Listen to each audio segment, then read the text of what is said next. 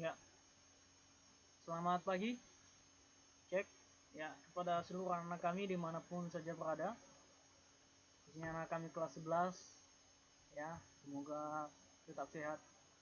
Viva JMI. Kita masuk di pelajaran sejarah Indonesia. Ya, kita langsung di bab 1. Antara kolonialisme dan imperialisme. Imperialisme R. Ya, perlu anak kami ketahui apa itu kolonialisme dan imperialisme. Ya. Kolonialisme adalah paham tentang penguasaan oleh suatu negara atas daerah atau bangsa lain dengan maksud untuk memperluas negara itu ya. Kemudian yang kedua, imperialisme adalah sistem politik yang bertujuan untuk menjajah negara lain untuk mendapatkan kekuasaan dan keuntungan yang lebih besar. Kita masuk bagian A, yaitu perburuan mutiara dari timur dan perebutan hegemoni. Bagian 1, motivasi, nafsu, dan kejayaan Eropa. Di dalam sejarah bangsa-bangsa di dunia dikenal adanya masa penjelajahan samudra. Aktivitas penjelajahan samudra ini dalam rangka menemukan dunia baru. Yang dimaksud dunia baru pada saat itu adalah wilayah atau bagian dunia yang ada di sebelah timur Eropa. Wilayah itu sebagai penghasil bahan-bahan yang sangat diperlukan dan digemari oleh bangsa-bangsa Eropa. Bahan-bahan yang dimaksudkan itu adalah rempah-rempah seperti cengkeh, lada, dan pala. Mengapa orang-orang Eropa pada saat itu sangat memerlukan namanya rempah-rempah ini? Ya karena rempah-rempah ini sangat diperlukan untuk bumbu masak dan bahan minuman yang dapat menghangatkan badan.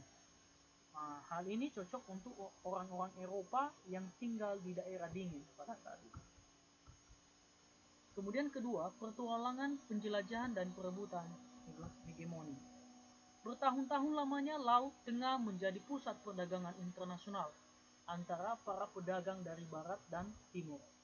Salah satu pusat kota perdagangan yang terkenal pada saat itu yang namanya Konstantinopel.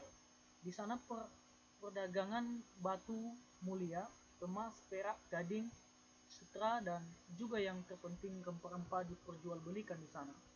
Namun setelah jatuhnya kota Konstantinopel ini pada tahun 1453 ke tangan Turki Utsmani, sehingga akses bangsa-bangsa Eropa tertutup. Harga rempah-rempah di pasar Eropa melambung tinggi. Oleh karena itu mereka berusaha mencari dan menemukan daerah-daerah penghasil rempah-rempah ke bagian timur. Itu adalah awal petualangan penjelajahan untuk menemukan dunia baru.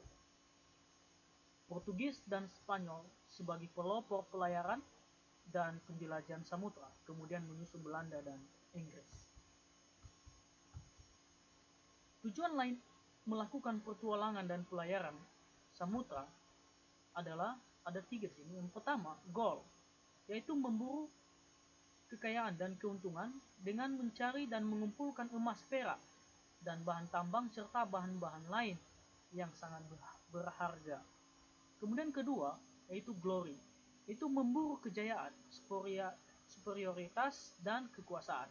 Dalam kaitan ini mereka saling dan ingin berkuasa di dunia baru yang ditemukannya. Kemudian yang ketiga, gospel, yaitu menjalankan tugas suci untuk menyebarkan agama. Nah, pada mulanya orang-orang Eropa ingin mencari dan bertemu Prester John yang mereka yakini sebagai raja Kristen yang berkuasa di timur pada saat itu. Nah, kita lihat bagaimana perjalanan Portugis. Portugis dalam perjalanan panjangnya ya, beberapa tahun mereka sampai di tanah India. Setelah orang-orang Portugis pada saat itu menyadari bahwa India bukan penghasil rempah-rempah, mereka mendengar bahwa Malaka merupakan kota pusat perdagangan rempah-rempah pada saat itu. Dengan armada lengkap, Alfonso de Albuquerque berangkat menguasai Malaka.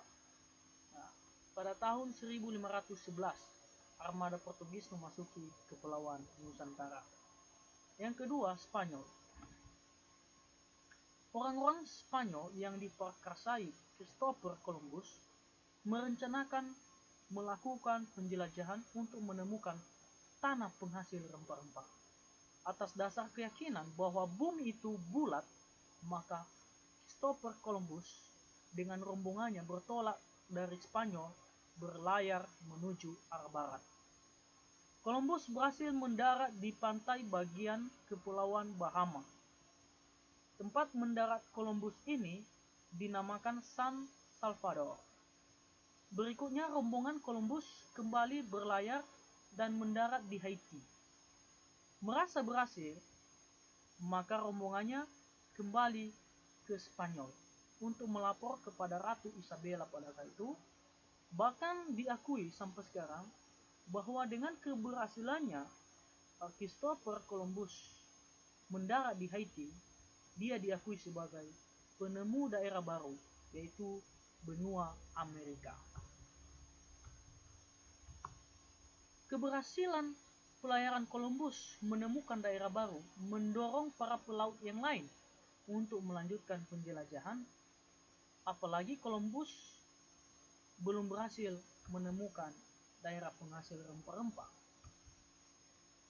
Berangkatlah ekspedisi yang dipimpin oleh Magellan dengan kapten kapal bernama Juan Sebastian Elcano. Dalam perjalanan panjang, rombongan ini tiba di Kepulauan Massawa atau dikenal sekarang Filipina. Tindakan Magellan dan rombongan pada saat itu mendapat tantangan penduduk setempat. Terjadilah pertempuran antara kedua belah pihak. Dalam pertempuran rombongan Magellan terdesaklah, bahkan Magellan sendiri terbunuh di sana. Rombongan Magellan yang selamat segera meninggalkan Filipina. Mereka di bawah pimpinan Sebastian Elcano terus berlayar menuju ke selatan. Pada tahun 1521 mereka sampai di Kepulauan Maluku yang ternyata penghasil rempah-rempah. Tanpa berpikir panjang, kapal-kapal rombongan Elcano ini dipenuhi dengan rempah-rempah dan terus bertolak kembali ke Spanyol. Dengan penjelajahan yang dipimpin Magellan pada saat itu, maka sering disebut-sebut bahwa tokoh yang berhasil mengelilingi dunia pertama kali adalah Magellan. Yang ketiga, Belanda. Pada tahun 1594, Willem Barents mencoba berlayar untuk mencari dunia timur atau tanah Hindia melalui daerah kutub utara. Karena keyakinannya bahwa bumi ini bulat, maka sekalipun dari utara atau barat akan sampai pula di timur. Ternyata Barents pada saat itu tidak menguasai medan. Ia gagal melanjutkan penjelajahannya karena kapalnya terjepit es karena kutub utara sedang membeku pada saat itu. Ia berusaha kembali ke negerinya, tetapi ia meninggal di perjalanan.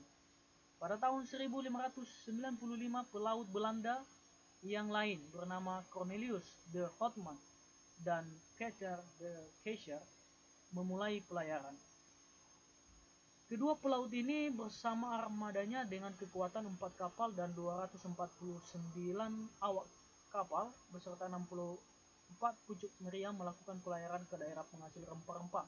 Tahun 1596, rombongan Cornelius berhasil sampai di Banten di Nusantara. Kemudian terakhir, Inggris. Dalam pelayarannya ke dunia timur untuk mencari daerah penghasil rempah-rempah, Inggris pertama sekali sampai ke India pada tahun 1498 dengan mengikuti rombongan Portugis yang dipimpin oleh Vasco da Gama. Orang-orang Inggris pun melanjutkan perjalanan sampai di Indonesia.